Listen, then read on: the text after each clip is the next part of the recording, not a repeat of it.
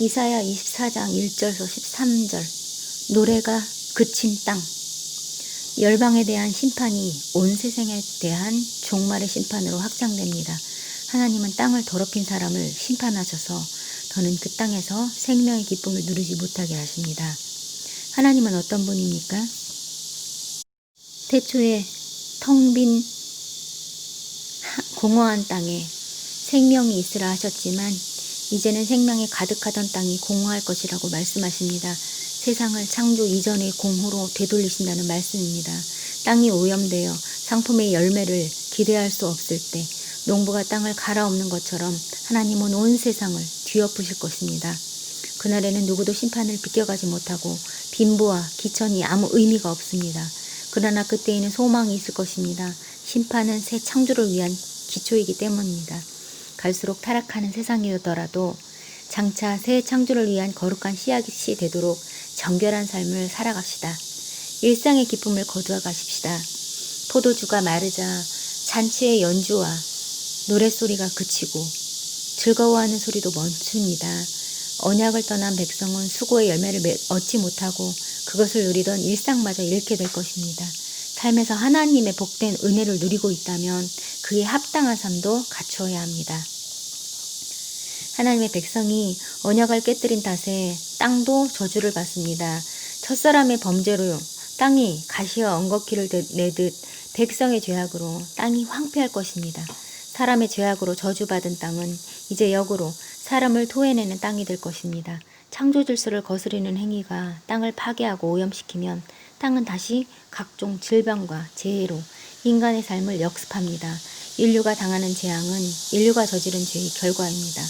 하나님을 두려워하지 않고 이웃과 자연을 학대하고 착취한 대가를 치르는 것입니다. 이제 땅을 착취하는 일을 멈추고 본래의 사명을 회복해야 할 것입니다.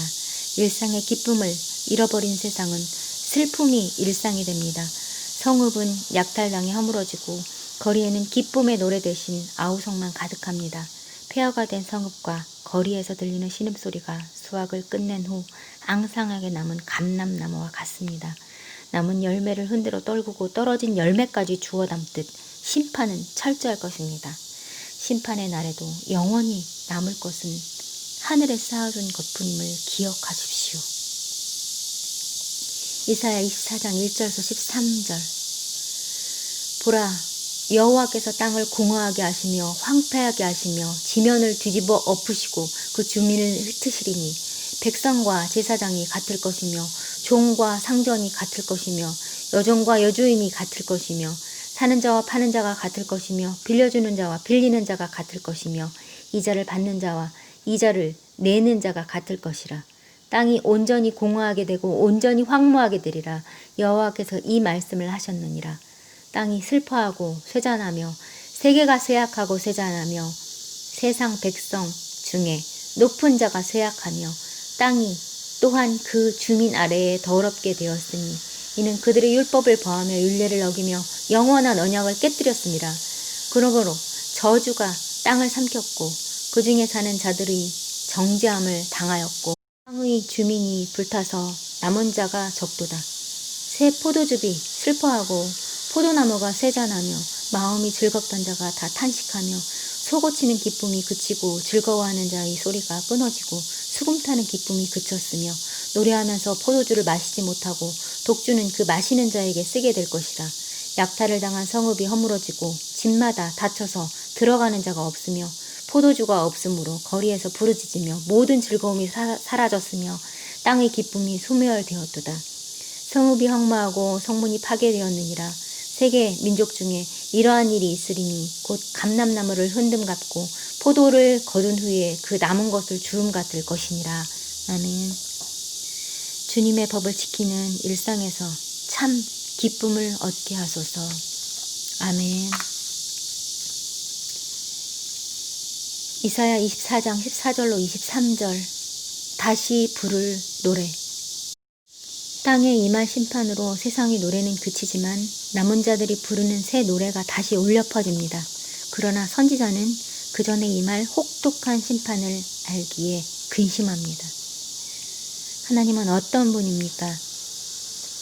하늘과 땅의 심판을 마치고 새 예루살렘이 왕으로 오십니다.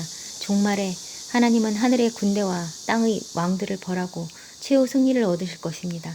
너무나 찬란하여 달이 수치를 당하고 해도 부끄러워할 영광의 빛을 장로들 앞에서 나타내실 것입니다.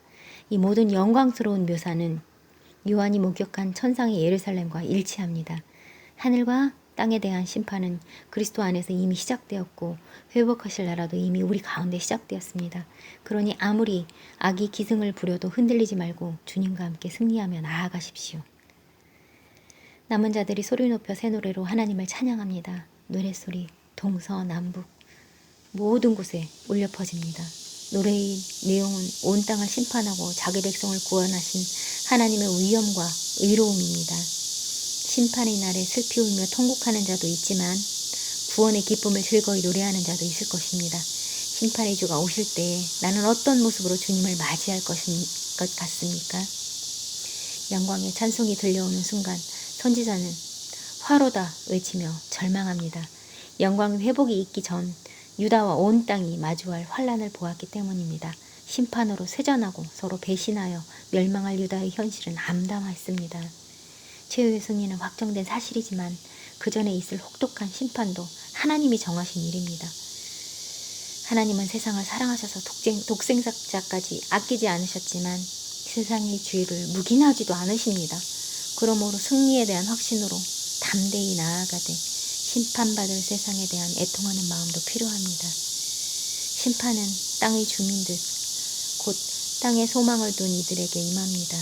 그 땅이 깨지고 흔들리고 갈라질 때 땅과 함께 몰락할 것입니다. 땅이 술 취한 것처럼 비틀거리니 땅을 의지하며 살았던 이들이 모두 넘어져 다시는 일어나지 못합니다. 그러나 하늘을 의지하고 산 이들은 땅이 흔들리는 심판의 날에도 결코 넘어지지 않을 것입니다. 이사야 24장 14절서 23절 무리가 소리를 높여 부를 것이며 여호와의 위엄으로 말미암아 바다에서부터 크게 외치리니 그러므로 너희가 동방에서 여호와를 영화롭게 하며 바다 모든 섬에서 이스라엘의 하나님 여호와의 이름을 영화롭게 할 것이라. 땅 끝에서부터 노래하는 소리가 우리에게 들리기를 의로우신 이에게 영광을 돌리세 하도다. 그러나 나는 이르기를 나는 쇠잔하였고 나는 쇠잔하였으니 내게 화가 있도다. 배신자들은 배신하고 배신자들이 크게 배신하였도다. 땅의 주민아 두려움과 함정과 올무가 내게 이르렀나니 두려운 소리로 말미암아 도망하는 자는 함정에 빠지겠고 함정 속에서 올라오는 자는 올무에 걸리리니 이는 위에 있는 문이 열리고 땅의 기초가 진동하니라. 땅이 깨지고 깨지며 땅이 갈라지고 갈라지며 땅이 흔들리고 흔들리며 땅이 취한 자 같이 비틀하며 원두막같이 흔들리며 그 위에 죄악이 중함으로 떨어져서 다시는 일어나지 못하리라. 그날에 여호와께서 높은 데에서 높은 군대를 벌하시며 땅에서 땅의 왕들을 벌하시리니 그들이 죄수가 깊은 옥에 모임같이 모이게 되고 옥에 갇혔다가 여러 날 후에 형벌을 받을 것이라. 그때 달이 수치를 당하고 해가 부끄러워하리니 이는 만군의 여호와께서 시온산과 예루살렘에서 왕이 되시고 그 장로들 앞에서 영광을 나타내실 것임이라. 아멘. 심판을 기쁨의 노래로 맞을 수 있도록 지금 주의 말씀을 순종하는 삶을 살게 하소서. 아멘.